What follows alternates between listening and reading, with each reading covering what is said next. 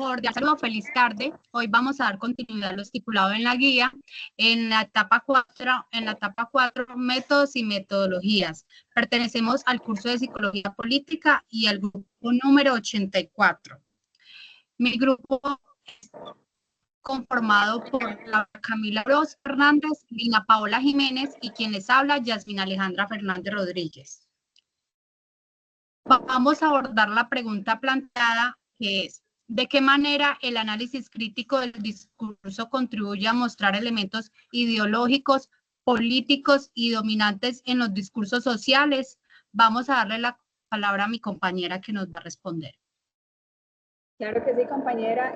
Ante este interrogante debemos de decir que el análisis crítico del discurso es una herramienta poderosa para desentrañar cómo el lenguaje refleja y reproduce relaciones de poder, ideologías y estructuras sociales.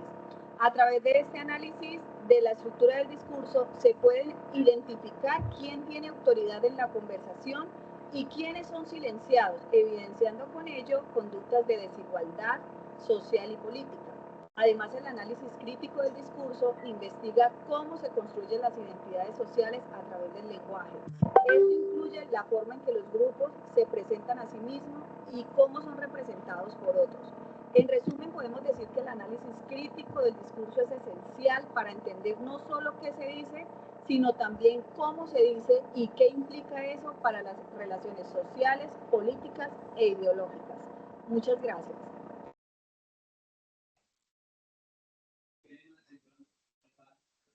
Muchas gracias, compañera. Bueno, dando continuidad a lo que decía la compañera acerca del discurso, quisiera dar pues que el análisis crítico pues es fundamental para identificar y deconstruir de alguna manera los elementos ideológicos, políticos y dominantes presentes en los discursos sociales. Este enfoque permite comprender cómo el lenguaje no solo refleja la realidad, sino que también la construye y reproduce ciertos poderes y relaciones de dominación.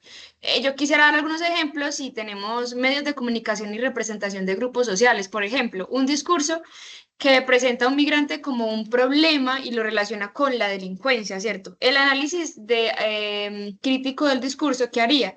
Ese tipo de discurso puede reforzar estereotipos y prejuicios, reflejando una ideología que desvaloriza a los migrantes y favorece la política restrictiva, como señala Van Dyck 1998. El discurso puede crear y mantener la percepción de ciertos grupos como peligrosos o inferiores, justificando la exclusión y la discriminación. Otro ejemplo podría ser un discurso político sobre la pobreza. ¿El discurso cuál sería? Un político que afirma que la pobreza se debe a la falta de esfuerzo individual en lugar de analizar desigualdades estructurales, ¿cierto? Porque pues vemos desigualdad en la sociedad, no todo el mundo tiene el nivel socioeconómico y no se debe a la falta de esfuerzo, sino que hay desigualdades. ¿Qué haría el análisis crítico? Aquí se oculta intrínsecamente dentro del discurso del político que no hay una responsabilidad estructural y se hace responsable individualmente a las personas pobres, lo que refuerza una ideología que sostiene que las desigualdades son resultado por la culpa, ¿cierto? Por la culpa personal. Otro autor, que es Fair Cloak, 1995, indica que el discurso que atribuye la pobreza a la falta de esfuerzo y naturaleza, el discurso que atribuye la pobreza a la falta de esfuerzo naturaliza y legitima las desigualdades existentes. Muchas gracias.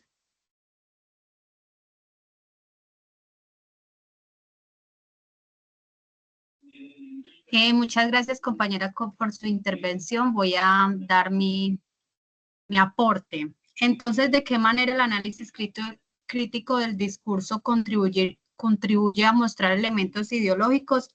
Entonces, el análisis crítico del discurso, ACD, es una herramienta fundamental para desentrañar los elementos ideológicos, políticos y dominantes ocultos en los discursos sociales.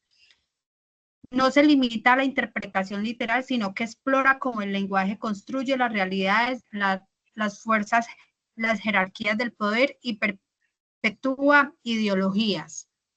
En una junta de acción comunal, por ejemplo, el ACD podría revelar cómo se distribuye la palabra, quién domina la conversación, qué temas se priorizan y cuáles se silencian. Un ejemplo también sería si en la Junta de Acción Comunal la mayoría de intervenciones proviene de un grupo específico, como lo serían personas de la tercera edad, hombres mayores de edad y con mayor poder adquisitivo, el ACD señalaría un desequilibrio en el poder que influye en la toma de las decisiones. El lenguaje utilizado, términos técnicos excluyentes, un tono condescendiente hacia ciertas opiniones, también revela las ideologías subyacentes. Si se minimizan las preocupaciones de un sector de la comunidad, el ACD evidenciaría una estrategia de marginalización política.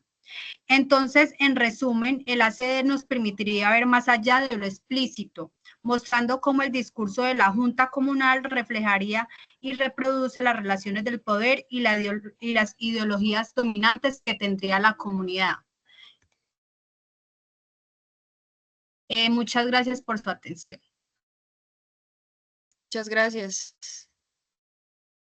Muchas gracias, compañera.